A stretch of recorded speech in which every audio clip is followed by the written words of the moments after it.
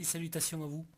Alors, cette petite vidéo, je vais vous conter le compte rendu d'une partie de découverte que j'ai fait donc à Star Trek Adventures de Modifus Entertainment. Alors, c'est un jeu de rôle qui va avoir en plus sa VF très bientôt. Elle devrait sortir courant fin février ou début mars 2018 dans toutes les bonnes boutiques. Alors, moi j'ai joué principalement à la VO, hein. J'ai la VO. Donc j'ai décidé de faire découvrir à Thierry, Julie et Denis ce jeu de rôle.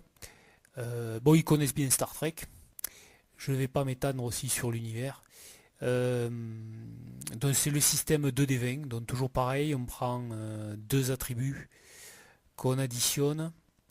Deux attributs, disons, une attribut dans Star Trek et une discipline qu'on additionne, cela fait une valeur. Cette valeur, il faut faire moins, égal ou moins pour réussir un succès. Et donc là, à Star Trek, ils ont mis le système de focus. Un focus est en fait une spécialisation liée à une discipline. Donc par exemple, j'ai la discipline science que tout le monde, que tous les personnages ont. Mais en science, j'ai un focus sur la xénobiologie. Voilà. Donc si à un moment dans l'aventure je dois faire un test qui se rapproche de la xénobiologie, je vais donc faire toujours le même test. Donc je vais prendre, admettons, je fais des recherches, je vais faire contrôle plus contrôle. Je vais faire plutôt raison plus science. Donc admettons j'ai 15, donc je dois faire 15 ou moins. Et ensuite je vais prendre donc, comme j'ai un focus qui concerne le jet, le test, je vais prendre donc la valeur de discipline concernée, donc là la science. Alors les disciplines vont de 1 à 5. Et si mon D20 a un résultat inférieur ou égal à 5, je vais valider donc 2 succès. Voilà. Grosso modo, c'est tout le système. Après, nous avons quelque chose bon, dans le 2D20 de Modifus important, c'est le momentum. Donc, et la menace, le threat pour le narrateur, pour le meneur de jeu. Donc là, le momentum, c'est dès qu'en fait on fait plus de succès requis que la difficulté du test demandé. Donc par exemple, j'ai un test à faire de raison plus science, il me faut un seul succès. Admettons que j'en valide 3. Donc j'ai deux succès supplémentaires. Et ces deux succès, en fait, dont je n'avais pas besoin, vont aller dans la réserve de momentum. Et ces momentum, ces points de momentum vont me permettre d'améliorer ou de générer, de créer des avantages, des opportunités et qui vont nettement améliorer bien sûr un test. Un test ou une situation, une scène donnée, ou même aussi des dégâts, parce qu'on peut aussi utiliser des points de momentum pour se donner des améliorations, pourrait-on dire, aux dégâts. Voilà. Je ne vais pas rentrer davantage dans le détail, mais j'y reviendrai durant le compte rendu de la partie sur quelques petits points de règle. Donc j'ai proposé donc à Thierry, Denis et Julie, bon, je leur ai dit, bon, qu'est-ce que nous faisons? Je peux vous faire donc des personnages, hein, j'ai le livre de règles complet, donc nous pouvons partir sur des personnages qui se jouent à l'époque de The Next Generation. Mais bon, comme vous le savez, j'ai une petite affinité avec la série originale Star Trek. Et bon, moi, je serais bien partant pour jouer dans cette période-là, avec le capitaine Kirk et Spock et tout ça. Mais vous pouvez faire vos persos, il n'y a pas de souci, hein. Et puis ils me disent, mais est-ce que tu n'aurais pas les persos en fait de la série originale? Et je leur dis oui, oui. Et justement, il y a Modifus qui a sorti en fait un petit PDF qui reprend l'ensemble des personnages donc de la série originale et de la The Next Generation. Donc, ok, ça marche. Et ils m'ont dit, ben, nous, aucun souci, on serait même très enchantés, nous, ça nous gêne pas et même ça nous enchante de jouer, pourquoi pas, les personnages tout simplement de la série. Alors Thierry, bien sûr, a pris le Capitaine Kirk, Denis a pris Spock, et Julie a tenté le lieutenant Aura. Donc voilà, le petit trio de joueurs. Donc je ne suis pas parti sur l'aventure du Kickstart, qui est un téléchargement gratuit, soit sur Modifus, soit sur d'autres plateformes de téléchargement de jeux de rôle. Non, je suis pas parti sur ça. En fait, je suis, comme j'avais choisi cette période de la série originale, je me suis dit, et en plus les héros de la série, je me suis dit que bon là, il fallait que vraiment je démarre mon petit scénario fait maison. Alors voilà, j'ai décidé ça. Je me suis dit, allez, nous allons faire donc un petit scénario fait maison.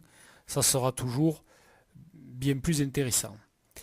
Alors, comment pourrais-je dire, tout scénario à Star Trek doit commencer bien sûr par... Espace, frontière de l'infini, vers laquelle voyage notre vaisseau spatial. Sa mission de 5 ans, explorer de nouveaux mondes étranges, découvrir de nouvelles vies, d'autres civilisations, et au mépris du danger, avancer vers l'inconnu.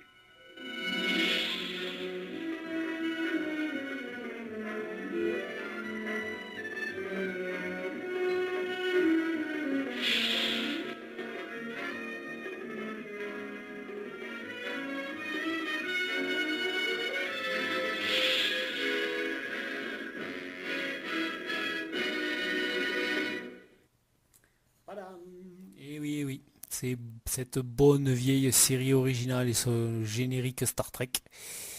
Ah là là, bon, que de bons souvenirs. Bon, alors après ce générique, qu'est-ce que fait qu'est-ce qu'est la patte d'un bon feuilleton de Star Trek? C'est bien sûr commencer par la voix off du capitaine qui présente la mission. Carnet du capitaine Kirk. Date stellaire 1673.8.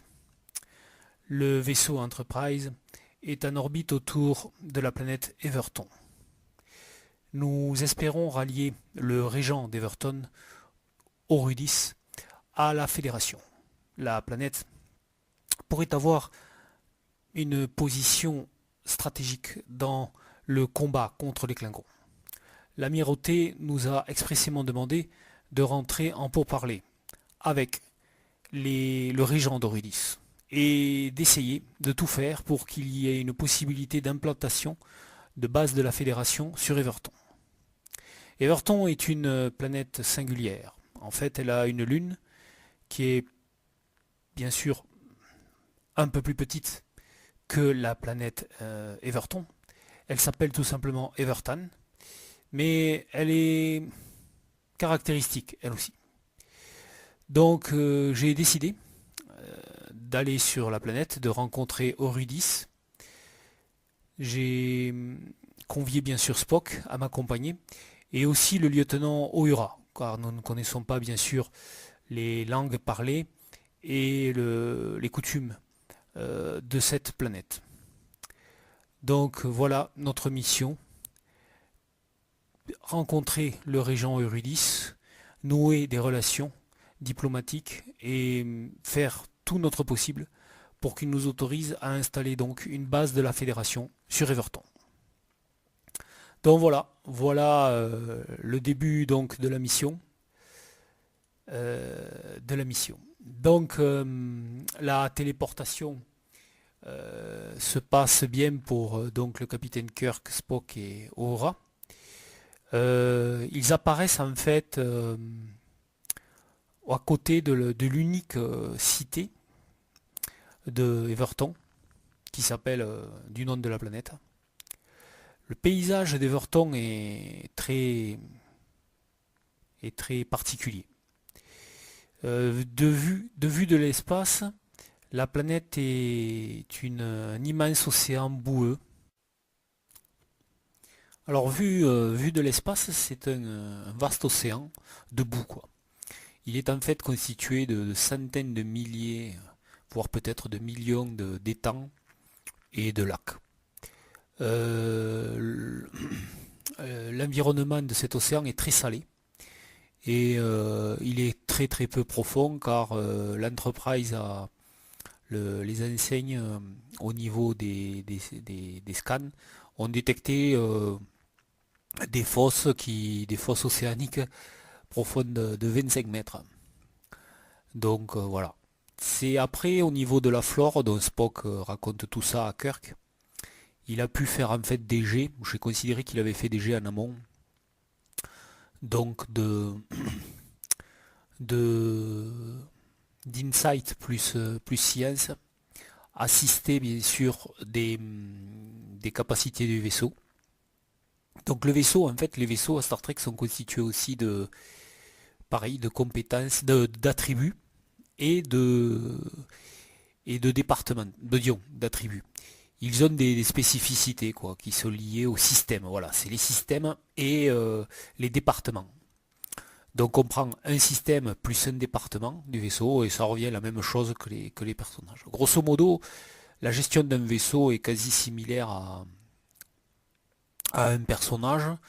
Les actions de conflit par contre sont un peu plus poussées, mais grosso modo ça reste pareil, il y a un peu plus de réserve.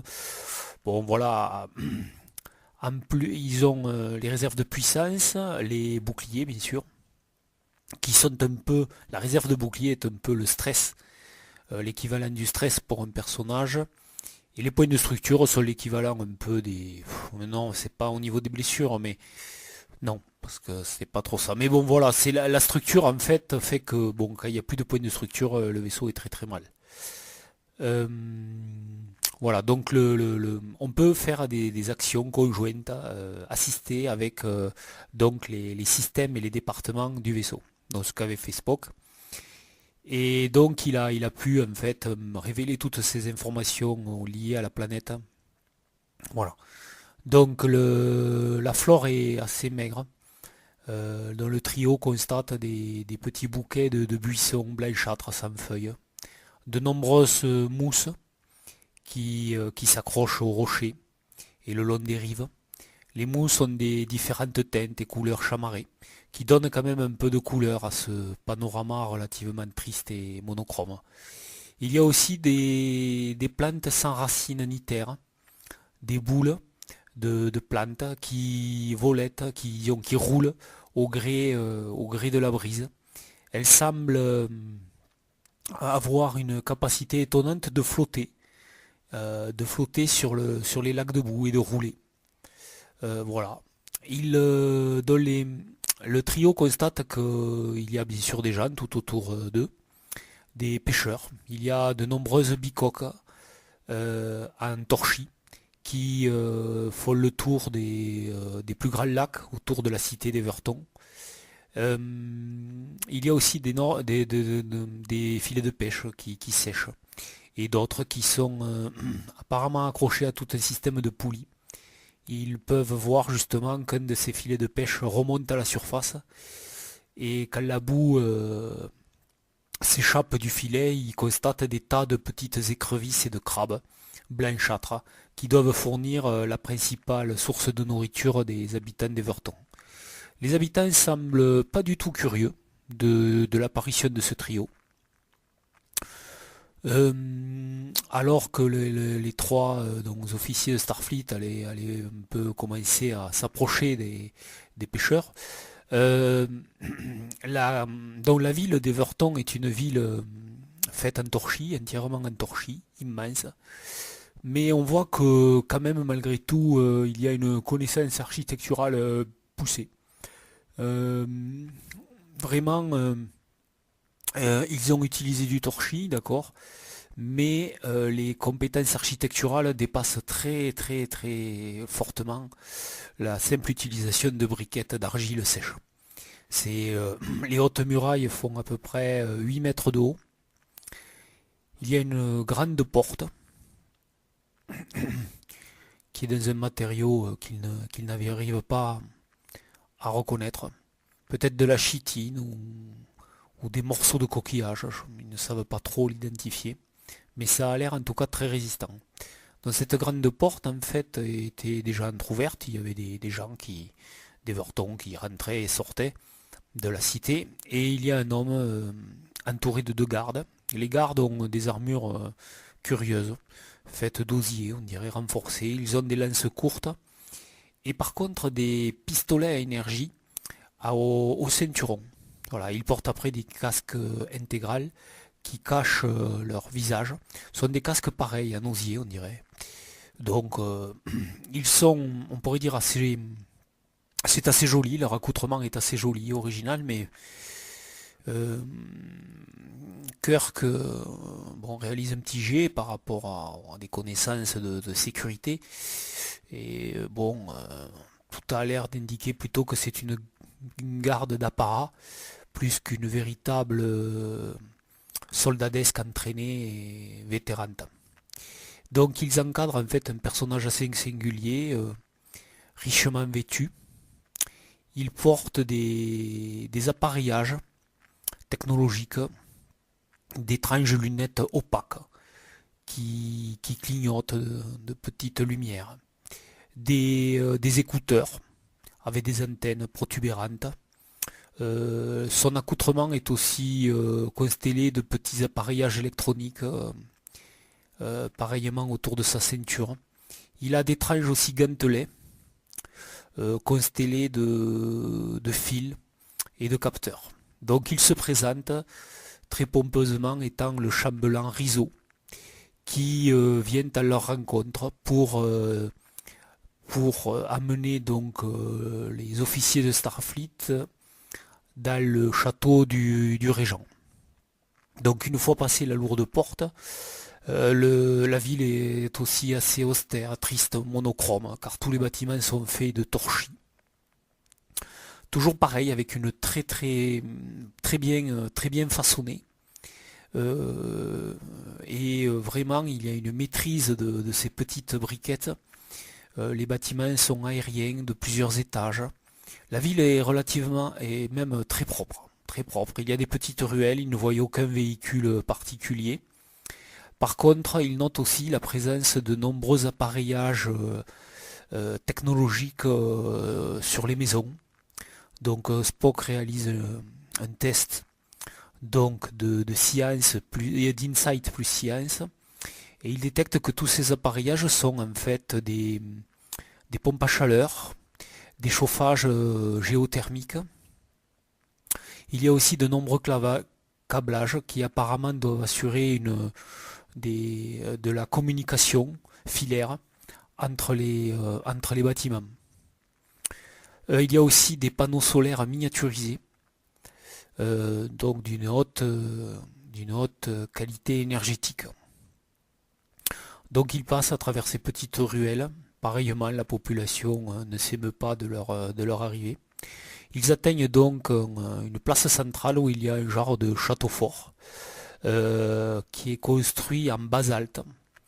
Il semblerait avoir profité en fait du relief naturel du site et avoir été taillé dans le bloc de basalte de ce site géologique. Donc le château est très austère, voire aussi inquiétant, noir, ce noir mat, qui ne le rend pas très avenant. Donc il rentre dans ce château, il constate toujours la présence de cette garde d'apparat, relativement peu nombreuse. Ils atteignent la salle du trône, une grande salle, qui est un peu plus chaudement appareillée. Bon, il y a de nombreux meubles, aux couleurs assez clinquantes, des tapis, de lourds rideaux, de couleurs flashy, qui rehaussent quand même au moins les ténèbres de la construction. Ce qu'il remarque le plus frappant est deux magnifiques rosaces au vert teint magnifique qui délivrent une lumière colorée dans la pièce. Ces deux rosaces de verre teinté encadrent un grand tableau majestueux qui en impose automatiquement à tous ceux qui rentrent dans la pièce. Il doit faire au moins 5 mètres de haut et 2 mètres de large. C'est une œuvre colossale, le peintre a dû y passer des centaines et des centaines d'heures, même peut-être plusieurs peintres. C'est un tableau très expressif qui veut épouser la réalité. L'œuvre est vraiment magistrale. Dans le tableau dépeint une vieille femme, toute de noir vêtue, portant une couronne haute. Elle est assise sur un magnifique trône en bois. Elle se trouve dans une clairière, une toute petite clairière, ceinturée par une forêt très épaisse au bois ancien. La forêt semble quasi impénétrable. Il y a un ciel étoilé, et dans le ciel étoilé, l'hémisphère caractéristique de Everton, magnifiquement peinte de ses couleurs café au lait et de ses taches marron.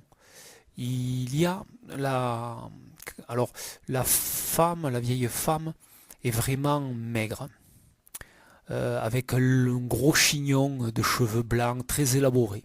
Son visage est sévère, anguleux, parcheminé de rides.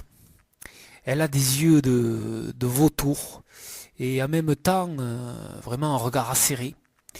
Et vraiment, je dis des yeux de vautour, c'est-à-dire très, bien entendu, c'est imagé, ils semblent très intrusifs, voire peut-être même avec une petite flamme de folie. Et sur ses genoux, une petite note de couleur, il y a une petite fille d'une dizaine d'années, vêtue d'une belle robe de princesse. Par contre, elle semble dépareillée, car cette petite fille est étonnamment athlétique, musclée, et pour son âge. Et elle a des traits assez carrés du visage et une coupe à la garçonne. Elle fait comme voilà, une petite fille très garçonne. Et elle est assise sur les genoux de cette vieille femme. Au pied de ce vaste et grand tableau se trouve donc une grande table qui est au moins longue de 5 à 6 mètres, qui est couverte de tout un fatras d'appareillage électronique, dont Spock réalise déjà un premier jet de discrétion pour utiliser son tricorder d'une manière la plus discrète possible, suivi d'un petit jet d'insight plus science, d'insight plus science, et pour voir un peu quels sont tous ces appareillages. Tous ces appareillages, en tout cas, sont des appareillages de la Fédération, des appareillages d'analyse et de scan, qui sont capables en fait d'analyser de nombreuses données, autant environnementales que biologiques. Certains sont couverts de poussière et n'ont pas été utilisés depuis un moment, mais d'autres apparemment sont tout à fait fonctionnels et apparemment traitent de nombreuses données, un flot continu de données. Il y a donc derrière cette large table un homme qui se lève, et donc le chambellan Rizzo le présente comme étant le régent Orudis, maître d'Everton. Donc il fait le tour de la table, il semble très avenant. Il est chauve, disons, il se rase impeccablement la tête. Il a des lunettes à double foyer très épais, on a du mal à voir ses yeux derrière. Tant que les verres modifient tant que l'épaisseur des verres modifie son regard. Il a des montures par contre assez clinquantes en or, brillant. Il est vêtu de riches étoffes. Pareillement, il a de nombreuses bagues en or. Il a un genre de petite tablette électronique accrochée à l'avant-bras, qui apparemment lui transmet aussi des lignes sans fin de données. Et pas d'armes, voilà, il s'approche et très pompeusement fait un geste presque de soumission. Il poile le genou devant les officiers et il se présente. Je suis très honoré de rencontrer les officiers de Starfleet. J'avais fait une demande auprès de la Fédération. Enfin, je suis entendu. Je ne vais pas tourner autour du pot, Mais je suis pour que, pour que vraiment Everton rentre dans la fédération. La fédération, telle qu'on me l'a présentée, est quelque chose qui me tient à cœur. Le commerce, la paix, la concorde et le progrès. Quelque chose qui me tient à cœur. Nous sommes, nous, habitants d'Everton, un peuple pacifique. Et nous serions très honorés de pouvoir faire partie de la fédération. Donc bien sûr, Kirk retourne ses amabilités à Eurydice. Eurydice leur présente donc une autre petite table qui était sur le côté de cette grande pièce. Elle est chargée en fait de mets, de petite collation de bienvenue. Donc il leur indique qu'il y a des vins, d'une mousse fermentée. Il y a aussi des plats de crabes et d'écrevisses, agrémentés de quelques légumes. Ce sont surtout des genres de plantes apparemment qui ont été cuites et rehaussées de sauce. Donc bien entendu, Kirk, Spock et Oran n'hésitent pas une seconde en tant que hôte de se sustenter quelque peu en compagnie d'Eurydice, qui lui aussi touche l'ensemble mange à tous les plats lui aussi. Donc Eurydice va bien entendu leur parler, parler un peu de la fédération, toujours de son attachement. Donc il présente aussi le caractère singulier de leur alliance, c'est qu'en fait Everton a une lune. Une lune, façon de parler, mais c'est une planète bien plus petite que Everton, bien sûr, qui s'appelle Everton. Voilà. Il leur indique que historiquement, le destin d'Everton a toujours été lié au destin d'Everton. Et il espère aussi que le régent d'Everton, donc Gilles Badin, pourra lui aussi, dans le futur, signer un pacte d'adhésion à la fédération. Donc les officiers apprennent cela, notent tout cela. Ils sont un peu surpris que ce régent, dont Gilles ne leur ait pas commandé un rendez-vous ou quoi que ce soit. Ils vont voir ça de leur côté, le capitaine Spock dit, mais qu'il est très content d'être donc ici avec Eurydice. Eurydice, bien sûr, pose des questions un peu globales sur comment fonctionne la fédération, qu'est-ce qu'est le Parlement, comment fonctionne tout cela. Voilà, il s'intéresse beaucoup à la politique aussi. Bien sûr, il parle de la guerre contre les Klingons, que bien sûr lui-même désavoue bien sûr cette civilisation de guerriers prédatrices et esclavagistes, bien sûr qu'il dénonce fermement. Et que, disons que sa planète est modeste, mais si bien entendu Everton peut soutenir l'effort de guerre de la Fédération contre les Klingons, il n'y aura aucun souci. Donc voilà, le petit repas se continue. Donc Eurydice pose pas mal de questions autour de la Fédération. Vient autour un peu à Kirk et surtout Spock à poser quelques questions sur justement un peu la planète. Voilà, justement, ils apprennent certaines choses donc d'Eurydice. Déjà, Eurydice se tourne vers le tableau, indiquant qu'autrefois, il y avait une reine qui dirigeait Everton et Everton, et que cette reine, la reine Norika, dont c'est la vieille femme, dirigeait ces deux planètes.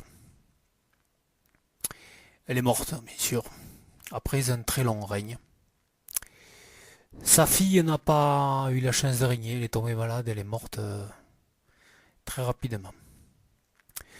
Il y a donc sa petite fille, Viala, qui pourrait être l'avenir du nouveau régime. Donc il est comme Eurydice l'indique, qu'il est régent. Il ne fait qu'attendre le retour de Viala. Et justement, comme il réinsiste auprès des officiers de Starfleet, qui dit que, bien entendu, l'allégeance d'Everton se fera sans condition aucune, que la ville et donc la planète en elle-même sera prête à offrir terre et assistance à la Fédération, Eurydice a quand même une doléance à faire. Une doléance qu'il aimerait bien qu'elle soit entendue et réalisée par la Fédération. Il est de tout cœur en fait avec celle qui devrait régner sur Everton et Evertan, c'est-à-dire Viala. Mais voilà, il y a des difficultés pour prouver que cette demoiselle est bien celle qui devrait régner, car bien sûr les décennies se sont écoulées. Elle n'est plus la petite gamine de 10 ans qu'il y a à peine sur ce tableau. Il indique donc aux officiers de Starfleet que maintenant Viala a une trentaine d'années et qu'elle revendique le trône. Viala serait de tout cœur derrière la Fédération. Il en est en tout cas, Eurydice en est en tout cas convaincu. Par contre, voilà, il aurait besoin d'un appareillage très ancien, d'enregistrement, que la reine Norika a fait. Norika, en fait, a utilisé cet appareil pour coucher ses dernières volontés. Et elle a précisé sur cet appareil, bien sûr, sur cet enregistrement, que si sa fille ne pouvait pas régner, alors sa petite fille, Viala, pourrait le faire. Et donc Eurydice veut absolument retrouver cet appareil, cet artefact ancien, qui a donc plus de 20 ans. Et enfin, il a retrouvé sa trace. Bon, cela a été compliqué, mais grâce à des analyses, des scans, des émissions d'ondes et de rayonnement, il a pu retrouver la trace de cet appareil. À la fois, il a eu un moment, bien sûr, de vive joie et de contentement d'avoir enfin retrouvé cet appareil. Mais quand il a vu où il était localisé, bon, il a été un peu échaudé. Cet appareil aurait atterri en fait dans les mains d'une race. D'une race primitive qui est les véritables autochtones de cette planète. Eurydice en tout cas ne le nie pas, bon, bien sûr. Il ne remet pas en cause ce qui s'est passé sur cette planète. Et les habitants de cette ville d'Everton les appellent les Kraben. Les Kraben sont des créatures assez primitives, qui ont quand même une intelligence, mais pour l'instant encore assez balbutiante. Mais ils sont les véritables autochtones de cette planète. Et il ne le cache pas, et il reconnaît que ce fut un moment terrible pour cette planète. Mais les humains se sont livrés à un véritable génocide sur les Kraben. Bon, les Kraben sont quand même des créatures terribles, hein, d'une puissance létale quand même assez importante. Mais l'intelligence humaine a eu raison de la force primitive des Kraben. Et l'espèce des Kraben a failli être détruite, tout simplement, annihilée. Mais justement, Norika, la reine Norika, a cessé les hostilités avec les Kraben et a créé en fait une genre de réserve. Il avoue que ce n'est peut-être pas la meilleure des situations pour les Kraben, mais en tout cas, ça a permis en tout cas de sauver leur espèce. Donc elle a créé une réserve, un endroit sur la planète d'Everton, où les Kraben peuvent vivre en paix. Ils n'y seront pas chassés, ni pourchassés. Et voilà que donc Eurydice a détecté cet appareil d'enregistrement dans la réserve des Kraben. Alors il demande aux officiers de Starfleet, donc à Capitaine Kirk, à Spock et à Uhura, de ramener l'appareillage. l'enregistrement. Et alors, s'il le ramène, plus rien ne pourra durablement opposer une alliance puissante envers la fédération. Et il n'aura plus rien sur le cœur, Horudis, pour je dirais, retarder cette alliance. Bon, et voilà, je vous ai raconté à peu près cette première partie. Je vais quand même arrêter l'enregistrement là, parce que bon, il faut aussi que vous puissiez l'écouter. Et donc ça prend du temps aussi. Donc bon, et bien, je ferai une deuxième vidéo pour la suite de cette aventure. J'espère que le démarrage vous a plu. Et je vous raconterai donc ce qu'ont fait les joueurs dans ce premier scénario, Rififi à Everton, à Star Trek Adventure. Allez, à la prochaine.